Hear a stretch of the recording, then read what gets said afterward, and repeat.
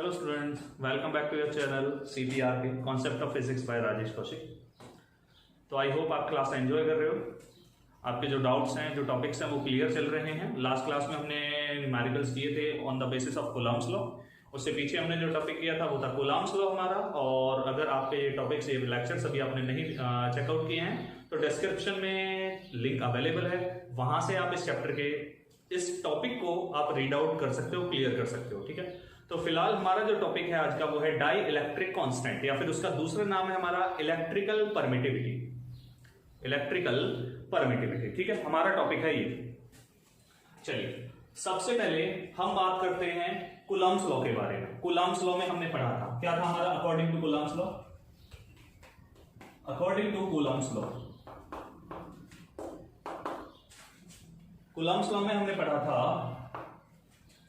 F is equal to K Q1 Q2। चलो Q1 Q2 divide by R square, ये था। और basically हमने इस K के बारे में अगर हम बात करते हैं, जो K था हमारा वो था 1/4 पाई एप्सिलॉन नॉट। ठीक है, एप्सिलॉन नॉट को हमने क्या बोला था, absolute electrical permittivity of a free space. अभी बताऊंगा ये क्या है, ठीक है, ये अभी एक्सप्लेन करूंगा जरा क्या चीज है। Absolute electrical permittivity of free space है हमारा एप्सिलॉन नॉट। मींस अगर मैं यहां से इसे अरेंज करता हूं तो F is equal to 1/4 pi epsilon naught Q1 Q2 divide by R square. अब यहाँ पे R क्या है, बेसिकली हमने कंसीडर किया एक चार्ज Q1 यहां पर है, दूसरा चार्ज Q2 हमारा यहां पर है। तो इन दोनों चार्जेस के बीच की जो डिस्टेंस है उसे डिस्टेंस को हम कंसीडर करते हैं यहां पर R। ठीक है, तो अब हमारा जो मेन टॉपिक है, हमारा जो मेन कॉन्सेप्ट था वो तो था परमिटिविटी क्या। ठीक है, कूलम्ब्स लॉ के अकॉर्डिंग ये स्टेटमेंट थी कि इन दोनों चार्जेस के बीच में लगने वाला फोर्स है। और अभी ये दोनों चार्जेस कहां रखे हुए, ये दोनों चार्जेस हमने रखे हैं अभी एयर में। अभी ये दोनों चार्जेस हमारे पास हैं एयर में। तो बेसिकली जैसे ही हम इस कॉन्सेप्ट को, इस कंप्लीट अरेंजमेंट को एयर से उठा के किसी मीडियम में लेके जाते हैं, एयर से उठाना है और किसी मीडियम में लेके जाना है, तो मीडियम में लेके जाएंगे तो हमारे पास ये वाला जो पार्ट है ना, ये चेंज हो जाता है। परमिटिविटी जो है वो चेंज हो जाती है। मींस हमारे पास जो फोर्स है, force is directly proportional to medium, permittivity of medium, ये होता है। ठीक है, ये हमारे पास था। यहां से अगर मैं मीडियम के अंदर जाता हूं, ठीक है, बेसिकली अगर हम कैलकुलेट करने जाते हैं, क्या कैलकुलेट करते हैं, चलो पहले मैं परमिटिविटी को डिफाइन करता हूं कि परमिटिविटी है क्या। बेसिकली ये हमें बता रहा है कि यहां से अगर मैं मीडियम चेंज करूंगा, मीडियम चेंज करूंगा तो फोर्स क्या होगा, चेंज हो जाएगा। अगर मैं परमिटिविटी इंक्रीज करूंगा तो मीडियम जो फोर्स है दोनों चार्जेस के बीच का, इन दोनों चार्जेस के बीच का जो फोर्स है वो डिक्रीज होगा। देखो यहाँ पे जो वर्ड है वो है परमिटिविटी। एप्सिलॉन जो है वो क्या है हमारा, परमिटिविटी। ये है हमारा परमिटिविटी। अब पहले हम इसके बारे में बात कर लेते हैं, परमिटिविटी होता क्या है। परमिटिविटी का बेसिक मीनिंग है कि हमारे पास ये क्या करेगा, ये प्रॉपर्टी है। ये क्या है, property, property of medium, property of medium, किसी मीडियम की प्रॉपर्टी जो क्या करेगी, एक काम करती, क्या करती, देखो जैसे इन दोनों के बीच में हम क्या करते हैं, इन दोनों के बीच में कंसीडर करते हैं कि हमारे पास यहां पे कोई ये फील्ड है, ठीक है, इंटरेक्शन बन रहा है इन दोनों के बीच में। अब ये जो मीडियम होगा, ये मीडियम क्या करेगा, ये मीडियम एक फील्ड ऑफर करेगा, एक प्रॉपर्टी ऑफर करेगा, जिस प्रॉपर्टी की वजह से, मीडियम की प्रॉपर्टी की वजह से क्या होगा, इन दोनों के बीच का जो फील्ड है, इन दोनों के बीच का जो इंटरेक्शन है, वो इंटरेक्शन कुछ अमाउंट तक रिड्यूस हो जाएगा। ठीक है, क्या होगा, कुछ अमाउंट तक रिड्यूस हो जाएगा। तो ये क्या हुआ, property of the medium, property of medium, due to which the interaction between the charges gets reduced। ठीक है, ये हमारे पास बनती है परमिटिविटी की डेफिनेशन, परमिटिविटी की स्टेटमेंट हम जिसे डिफाइन कर सकते हैं, कह सकते हैं। ठीक है, क्लियर है। चलिए ये तो हो गया हमारे पास परमिटिविटी के बारे में। अब परमिटिविटी क्या करेगा, मींस यहां से हमें इतना कंफर्म हो चुका है कि दो चार्जेस के बीच में एयर में कोई फोर्स लग रहा है, और जैसे ये मीडियम में शिफ्ट हो जाएंगे जाके, तो मीडियम में क्या होगा, वो फोर्स जो है वो रिड्यूस हो जाएगा। कैसे रिड्यूस होगा, कितना रिड्यूस होगा, तो रिड्यूस होने के बाद क्या नया फैक्टर बनेगा, अब उसके बारे में हम बात करते हैं। ठीक है, चलिए फटाफट एक बार चेक, छोटा सा पोर्शन है, नोट डाउन कर लीजिए। ठीक है, चलिए रफ कर देता हूं।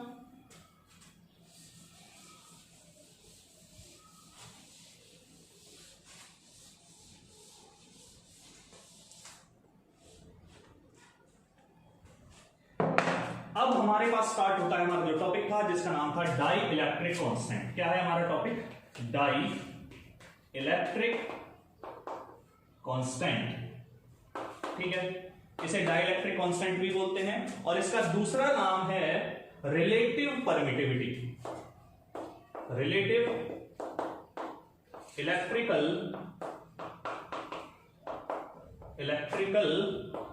परमिटिविटी। ठीक है, परमिटिविटी ये टॉपिक, ये पार्ट हमारा दो नामों से जाना जाता है, या तो हम इसे कहते हैं डाइलेक्ट्रिक कांस्टेंट या फिर हम कहते हैं रिलेटिव इलेक्ट्रिकल परमिटिविटी। ठीक है, करते हैं डिफाइन। ये क्या होता है? बेसिकली हमारे पास कोई सिस्टम है, उस सिस्टम के अंदर दो चार्जेस हैं, एक है Q1 और एक है Q2, दोनों के बीच की क्या है? कोई डिस्टेंस है। वो डिस्टेंस हमने कंसीडर कर लिया यहां पर R। ठीक है, दोनों के बीच की कोई डिस्टेंस है। अब क्वेश्चन का कहना, अब हमारा जो पार्ट, हमारा जो टॉपिक है वो हमसे कहता है कि हमारे पास क्या हो रहा है, अभी फ्री स्पेस में रखे हुए हैं तो इनके बीच में कोई फोर्स लग रहा है। ठीक है, F0 हम कंसीडर कर लेते हैं फ्री स्पेस का। कूलम्ब्स लॉ के अकॉर्डिंग क्या था हमारा फॉर्मूला? 1/4 pi epsilon. अब क्योंकि देखो फ्री स्पेस है तो यहां भी क्या रहेगा? एप्सिलॉन नॉट रहेगा। Q1 Q2 divide by R square, ये बन गया। अब हमारे पास क्या आता है? हमारे पास आता है कि अब इन्हीं दोनों चार्जेस के बीच में फोर्स लगना है, लेकिन अब इस चार्जेस को क्या किया जाता है? इसी पूरे के पूरे सिस्टम को इसी डिस्टेंस पर किसी मीडियम में रख दिया जाता है। दोनों चार्जेस के बीच का जो डिस्टेंस है वो अभी भी उतना ही है जितना पहले था फ्री स्पेस के लिए, लेकिन अब कहां रखा जा रहा है? मीडियम में रखा जा रहा है। तो मीडियम में रखने के लिए हमारे पास फोर्स बनता है Fm। देन रिजल्ट हमारे पास क्या आता है? रिजल्ट अगर हम बात करते हैं तो ये बनता है 1/εm। एप्सिलॉन m क्या है? एप्सिलॉन m है उस मीडियम की परमिटिविटी, मींस जितना मीडियम ने फील्ड ऑफर कराया इन दोनों चार्जेस के बीच में लगने वाले इंटरेक्शन को रिड्यूस करने के लिए। पॉइंट को याद रखना, रिड्यूस करने के लिए। ठीक है, तो चार्जेस वही हैं Q1 Q2 divide by R square, दोनों को डिवाइड करना है। बेसिकली डिवाइड करते हैं तो क्या बनता है हमारे पास? F0 divide by Fm। क्या रिजल्ट बनता है? ये रिजल्ट अगर हम सॉल्व करने जाते हैं तो ये रिजल्ट हमारे पास आता है 1/4 pi epsilon naught Q1 Q2 divide by R square into 1/4 pi epsilon m Q1 Q2 divide by R square. देखो R स्क्वायर कैंसिल आउट हो गया, Q1 Q2 से Q1 Q2 मर गया, 4 पाई भी मर गया। हमारे पास क्या बचता है? हमारे पास बचता है F0 divide by Fm is equal to epsilon m divide by epsilon naught. ठीक है, ये बना हमारे पास रिजल्ट और इसी को बोला जाता है dielectric constant. Dielectric constant का रिप्रेजेंटेशन हम बेसिकली कैसे करने वाले हैं? कैपिटल के। ठीक है, और इसे, ये जो टर्म हमारे पास आती है epsilon m bye epsilon not, इसे दूसरे नाम से भी जाना जाता है जिसका नाम है एप्सिलॉन r। अब ये एप्सिलॉन r क्या है? ये हमारे पास है रिलेटिव इलेक्ट्रिकल परमिटिविटी। ठीक है, ये हमारे पास होता है डाइलेक्ट्रिक कांस्टेंट और एप्सिलॉन r का मीनिंग। ठीक है, और अगर यहां से हमारे पास अब क्वेश्चन आता है कि भाई हमसे बोला जा रहा है कि हमें किसी मीडियम के बारे में बताना, मतलब मीडियम की परमिटिविटी कितनी है, मीडियम की परमिटिविटी कितनी है जब हमें रिलेटिव परमिटिविटी गिवन होगी। ठीक है, मीडियम की परमिटिविटी बतानी है तो हमारे पास मीडियम की परमिटिविटी कितनी बनती है? या तो हम लिखते हैं उसे epsilon naught into epsilon r, free space की परमिटिविटी और रिलेटिव परमिटिविटी का प्रोडक्ट, या फिर हम इसे लिख सकते हैं फ्री स्पेस की permittivity into dielectric constant. ये दो फॉर्मूले बेसिकली हमारे पास चलते हैं। ठीक है, तो हमारे पास डियर, अगर हमारे पास क्वेश्चन आता है कि डिफाइन डाई इलेक्ट्रिक कांस्टेंट, तो डाई इलेक्ट्रिक कांस्टेंट को डिफाइन करने के लिए हम दो स्टेटमेंट्स का यूज कर सकते हैं। पहले स्टेटमेंट में हम बोल सकते हैं ratio of force in free space between two charges separated by some distance with the force between the same charges separated by same distance if free space is replaced by the medium। free space is replaced by the medium। मैं दोबारा repeat कर रहा हूं, force of interaction between the two charges separated by some distance when placed in air। ठीक है, free space कह सकते हैं, air कह सकते हैं, और with the force of interaction between the same charges वही हैं, उन दोनों के बीच की डिस्टेंस भी वही है जितनी पहले थी, लेकिन अब क्या किया जा रहा है? बस फ्री स्पेस को मीडियम से रिप्लेस कर दिया जाता है, तो हमारे पास एक डेफिनेशन तो बनती है ये डाइलेक्ट्रिक कांस्टेंट के लिए। देखो K is equal to F naught by F, एक डेफिनेशन बनती है। और दूसरी डेफिनेशन में हम कह सकते हैं electrical permittivity of medium and electrical permittivity of free space, इन दोनों का जो रेशो होता है दैट इज हमारा क्या होता है, या तो हम बोलते हैं उसे रिलेटिव इलेक्ट्रिकल परमिटिविटी, या फिर हम उसे बोलते हैं डाई इलेक्ट्रिक कांस्टेंट। ठीक है, चलिए फटाफट नोट डाउन कीजिए, फिर इसके रिलेटेड एक दो छोटे मोटे न्यूमेरिकल्स करते हैं, फिर आगे बढ़ेंगे। चलिए फटाफट नोट डाउन कीजिए।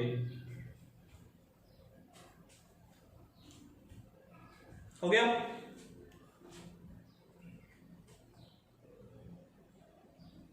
जल्दी कीजिए। हो गया? तो चलिए इस पे बेस अब एक न्यूमेरिकल कर लेते हैं, एक दो छोटे छोटे, फिर उसके बाद हमारा जो टॉपिक है वो कंप्लीट हो जाएगा। चलिए करते हैं।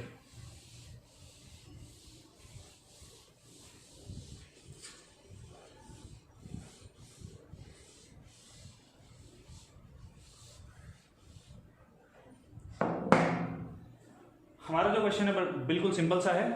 क्वेश्चन हमसे कहता है कि हमारे पास दो आइडेंटिकल स्फीयर है, बिल्कुल आइडेंटिकल। आइडेंटिकल का मतलब समझ में आता है ना, आइडेंटिकल का मतलब है सेम सेम, है ना, सेम चार्ज, सेम मास, सब कुछ सेम। दो आइडेंटिकल स्फीयर है, एक यहां पर है, एक है यहां पर। इन दोनों आइडेंटिकल स्फीयर्स को एयर में हैंग आउट कर रखा है एक स्ट्रिंग की हेल्प से, और इस तरीके से कर रखा है कि इनके बीच में जो एंगल बन रहा है ना, ये एंगल है 60 डिग्री। कितना है? 60 डिग्री। ठीक है, अब क्वेश्चन कहता है कि आइडेंटिकल स्फीयर हैं और दोनों स्फीयर्स का जो मास है, सॉरी मास नहीं, डेंसिटी हमें गिवन है, डेंसिटी ऑफ स्फीयर। तो स्फीयर की डेंसिटी को हम कंसीडर कर लेते हैं यहां पर सिग्मा, ये हमें गिवन है, कितना कंसीडरेशन लेते हैं 1.5 ग्राम पर सेंटीमीटर क्यूब। ठीक है, ये हमें डेंसिटी गिवन है। ये किसकी डेंसिटी है? स्फीयर की।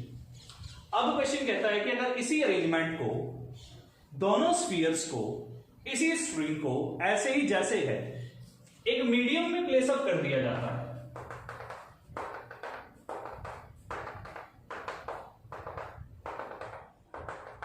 किसी लिक्विड में प्लेस अप किया है, किसी मीडियम में प्लेस अप किया है। ठीक है, और एक बात यह है कि इनके बीच का एंगल जो है वो अभी भी 60 डिग्री ही रह जाता है। ठीक है, 60 डिग्री ही रहने दिया जाता है, 60 डिग्री के एंगल में कोई चेंजमेंट नहीं होता। तो हमारा क्वेश्चन ये है कि हमें फाइंड आउट करना है रिलेटिव परमिटिविटी कितनी होगी। ठीक है, हमारा क्वेश्चन है रिलेटिव परमिटिविटी फाइंड आउट करना। अब देखो, रिलेटिव परमिटिविटी फाइंड करने के लिए हमारे पास दो पॉइंट थे। कौन कौन से? दो पॉइंट हमारे पास ये थे कि या तो हमें यहां से पता होना चाहिए डाइलेक्ट्रिक कांस्टेंट। डाइलेक्ट्रिक कांस्टेंट के लिए हम बात कर सकते हैं रिलेटिव परमिटिविटी। अब देखो छोटा सा क्वेश्चन, अगर मैं थोड़ा रफली इसे करूं तो हमारे पास अगर हमें रिलेटिव परमिटिविटी निकालनी थी तो उसका फॉर्मूला था permittivity of medium divide by permittivity of free space, या फिर हमारे पास होगा force in free space divide by force in medium. ये फॉर्मूला था हमारा रिलेटिव परमिटिविटी कैलकुलेट करने का। अब देखो, अगर मैं इस कॉन्सेप्ट का यूज करता हूं तो इसके लिए मुझे जरूरी है कि मीडियम की परमिटिविटी कितनी है, वो मुझे नहीं पता। मेरे को इतना जरूर पता है फ्री स्पेस की कितनी होती है, मीडियम की परमिटिविटी हमारे पास नहीं होती। तो हमारे पास दूसरा रास्ता बनता है कि हम इस कॉन्सेप्ट का यूज कर सकते हैं। ठीक है, तो अब हमें जरूरत है किसकी? F0 और Fm। F0 हमारा होगा फ्री स्पेस का, Fm हमारा होगा मीडियम। चलिए पहले फ्री स्पेस के कॉन्सेप्ट में हम बात करते हैं। ठीक है, तो हमें कैलकुलेट करना है यहां से F0। अब देखो स्फीयर कैसे थे? आइडेंटिकल थे, आइडेंटिकल स्फीयर थे दोनों, तो दोनों स्फीयर्स का जो मास है उसे हम कंसीडर कर लेते हैं m। वैसे हम डेंसिटी के बेसिस पे कैलकुलेट करने वाले हैं ये चीज। ठीक है, तो यहां से जस्ट हमारे पास क्या है? m हो गया मास ऑफ ईच स्फीयर। ठीक है, ईच स्फीयर का जो मास है उसे हम कंसीडर कर लेते हैं m। चलिए m हमारे पास मास हो गया। ठीक है, अब इसमें एक और चीज है कि जिस मीडियम में हम, जिस लिक्विड मीडियम के अंदर सिस्टम को लेके गए हैं, उस लिक्विड मीडियम की जो डेंसिटी है वो डेंसिटी हमारे पास है 0.5 ग्राम पर सेंटीमीटर क्यूब। ठीक है, ये हमारे पास क्या है? हमारे पास डेंसिटी है किसकी? मीडियम की। कौन सा मीडियम? जिस लिक्विड मीडियम में हमने सिस्टम को रखना है। कितनी है? 0.5 ग्राम पर सेंटीमीटर क्यूब। ठीक है, चलिए करते हैं कंप्लीट। तो पहले फ्री स्पेस की कहानी करते हैं। यहां देखो फ्री स्पेस में हमारे पास क्या है, ये भी चार्ज जितना है सेम नेचर है, सेम चार्ज है, ठीक है। तो क्या होगा, force of repulsion. Force of repulsion की वजह से क्या होगा, ये वाला जो स्फीयर है इधर जाने की तरफ, इधर जाने की कोशिश करेगा, इसे हमने नाम दे दिया F0, ठीक है। ग्रेविटी की वजह से क्या होगा, ये स्फीयर नीचे भी गिरने की कोशिश करेगा, जिसे हमने नाम दे दिया mg। m क्या है, स्फीयर का मास है, अभी कैलकुलेट करेंगे स्फीयर का मास कितना होगा, ठीक है। फाइनल आंसर में बात करेंगे इसकी अभी। तो इसमें एक और चीज हमें समझ आती है कि जब हमने स्ट्रिंग से बांधा हुआ है तो स्ट्रिंग भी तो टेंशन लगा रही है, स्ट्रिंग टेंशन लगा रही है, ठीक है। अब ये एंगल कितना है, ये एंगल, अगर मैं इस एंगल की बात करूं तो ये एंगल बेसिकली हमें वैसे तो 30 मिलेगा, लेकिन हम यहां पे कंसीडर कर लेते हैं, चलो ये एंगल जो है हमारा ये है थीटा, ठीक है। बाद में कैलकुलेट कर देंगे, बाद में वैल्यू रख लेंगे।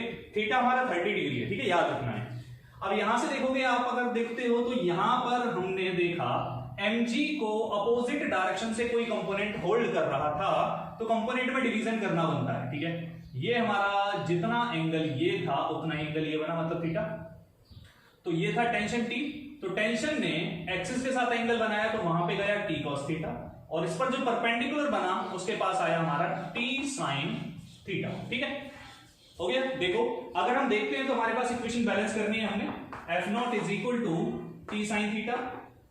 क्यों, क्योंकि अगर मैं कंसीडर करूं, देखो F0 जो लग रहा है रिपल्शन की वजह से इधर जा रहा है, ठीक है, T sin थीटा हमारा इधर लग रहा है। अब हमारे पास पॉइंट है कि जो बॉडी है यानी जो बॉल है, आइडेंटिकल स्फीयर जो है वो यहां हैंग आउट है, ठीक है, यहां। तो यहां से ना तो वो इधर जा रहा ना इधर जा रहा, मतलब दोनों साइड से लगने वाले जो फोर्सेज है वो सेम सेम है, बैलेंस हो चुके हैं, ठीक है। ऐसे ही हमने क्या करना है, mg के बारे में बात करनी है, तो mg is equal to T cos theta, ठीक है। अब mg equal to T cos theta क्यों रखा भाई, T cos थीटा क्या कर रहा है, ऊपर खींच रहा है, mg क्या कर रहा है, नीचे खींच रहा है, लेकिन जो स्फीयर है वो यही है। ये कब पॉसिबल है, जब दोनों बैलेंस है, ठीक है। दोनों को डिवाइड करो, डिवाइड करने पर क्या बनता है, F0 divide by mg is equal to, यहां से हमें मिलता है tan थीटा, तो फाइनली हम इसे लिख सकते हैं F0 is equal to mg tan theta, हो गया। इसे कंसीडर करते हैं इक्वेशन नंबर 1। अब क्या करना है, अब हमारा काम आता है, सेम कहानी हमें अप्लाई करनी है, किसके लिए, मीडियम के लिए। जैसे ही मीडियम में आते हैं, देखो F तो चेंज हो गया, मतलब फोर्स जो है F वो चेंज हो चुका है, Fm बना है, वो फोर्स क्या करेगा, फोर्स रिड्यूस करेगा, फोर्स की जो वैल्यू है वो डिक्रीज करेगी। क्यों डिक्रीज करेगी, अभी टॉपिक में जब हमने स्टार्ट किया था परमिटिविटी वाला कॉन्सेप्ट, मैंने तभी बताया था इसका, फोर्स डिक्रीज करेगा, ठीक है। अब यहां पर देखो सेम कहानी अप्लाई करनी है, इक्वेशन बनानी है mg, ठीक है। ये एंगल भी हमारा क्या मिलता है हमें, एंगल वही है, तो ये एंगल भी हमारा थीटा, यहां पे टेंशन, ठीक है। अब यहां पर क्या होगा, एक ऊपर की तरफ गया, ठीक है, ऊपर की तरफ गया, तो यहां पे देखो टेंशन की वैल्यू भी चेंज होगी, तो टेंशन की वैल्यू को हमने नाम दे दिया T डैश। तो जितना एंगल यहां है उतना एंगल ये बना, ये भी थीटा, तो यहां पर जो टेंशन बनी वो कितनी बनी, T डैश cos थीटा नाम दे दिया। और ऐसे ही इस डायरेक्शन में लगने वाली जो टेंशन की फोर्स होगी वो क्या होगी, T डैश sin थीटा, ठीक है, हो गया। चलिए अब इक्वेशन को इन्हें अरेंज करना है। अब एक और बात आती है, देखो जब लिक्विड को कह रहा हूं, जब बॉडी को लिक्विड में इमर्स किया जा रहा है, तो लिक्विड भी तो एक फोर्स लगा रहा है बॉडी को ऊपर की तरफ धक्का देने के लिए, मींस जिसे नाम दिया जाता है अब थ्रस्ट का। तो अब थ्रस्ट को हमने नाम दे दिया यहां पर U, ठीक है। बैलेंस करनी है इक्वेशन, बैलेंस करते हैं तो हमें क्या मिलता है, हमें मिलता है Fm। मीडियम का फोर्स इज इक्वल टू कितना बनता है, मीडियम फोर्स के अपोजिट डायरेक्शन में देखो T डैश sin थीटा। अब आ जाओ दूसरे कंपोनेंट के पास, दूसरा कंपोनेंट क्या है मेरा, mg। mg के अपोजिट में कौन कौन है, mg के अपोजिट में हमारे पास है T dash cos theta, T dash cos theta plus upthrust. Upthrust को इधर शिफ्ट कर लो, mg minus upthrust is equal to T dash cos theta. अब देखो इस इक्वेशन को और इस इक्वेशन को दोनों को डिवाइड कर दो, ठीक है, दोनों को डिवाइड करते हैं, डिवाइड करते हैं कितना बनता है, Fm divide by mg equal to किसके बराबर बना, sorry not only mg, Fm divide by mg minus u equal to, देखो T डैश कैंसिल आउट हो गया, sin theta by cos theta, ये हमारा बनता है यहां पर सीधा सीधा क्या, tan थीटा। इक्वेशन नंबर 2, ठीक है, 1 और 2 का यूज करना है, from equation 1 and 2, from equation 1 and 2। तो 1 और 2 से क्या रिजल्ट मिला, 1 और 2 से जो रिजल्ट हमें मिलता है, हमें क्या करना है, हमें सेम कहानी करनी है। एक काम करते हैं, चलो अभी इसे इक्वेशन नंबर 2 कंसीडर नहीं कर रहे, एक स्टेप और थोड़ा सा बढ़ा लेते हैं। Fm इज इक्वल टू, इसे दूसरी साइड शिफ्ट करते हैं तो बना mg माइनस u और यहां पे क्या रह गया हमारे पास tan थीटा। अब इसे कंसीडर करते हैं इक्वेशन नंबर 2, ठीक है। अब 1 और 2 दोनों को डिवाइड करना है। क्या करना है? 1 और 2 दोनों को डिवाइड करना है। करते डिवाइड, कितना बनता है? क्योंकि हमें चाहिए क्या? हमें चाहिए परमिटिविटी, एप्सिलॉन आर।